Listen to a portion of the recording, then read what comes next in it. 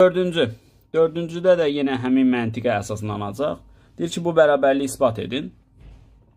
Deməli, burada ağla nə gəlir? Kosinus alfa bölünsün 2 bərabərdir. Bunu yazıb. Kökün altında mən bunu sadələşdirsəm, olur. B bölünsün, gəlin belə yazaq. 2-də 1-ə də qoy, qıraqlı qalsın. Qalır B bölünsün C, üstəgəl 1. İndi, bax, bu üçbucaqda kosinus B alfa nəyə bərabərdir? B bölünsün C idi, axı, bitki katetin hipotenuz olan nisbəti idi. Ona görə burada yerinə qoyanda bunu alınır ki, 1 plus kosinus alfa bölünsün 2. Elə bu da trigonometrik bir düsturdur da. Bunun hər tərəfin kvadratı yüksəldəndə 2 qatdan alınan nəticədir. Dərəcə azaltma düsturunun sağ tərəfidir. Yəni, sizin istəyirsə onu da ispat edeyim.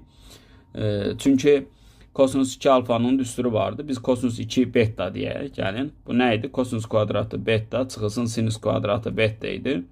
Burada mən sinus kvadratı beta'nın yerinə ilkin trigonometrik eynilikdən istifadə edərək 1 minus kosinus kvadratı beta yazaram.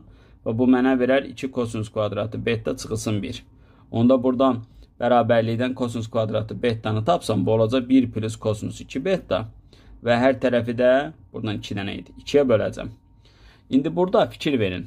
Beta'nın yerinə alfa bölü 2 yazsam, kosinus kvadratı alfa bölü 2 bərabər olur 1 plus kosinus alfa bölünsün 2.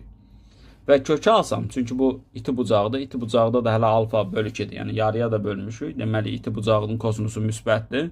Onda bu da bərabər olur kök altında buna. Bax, belə. Maraqlı sualdır.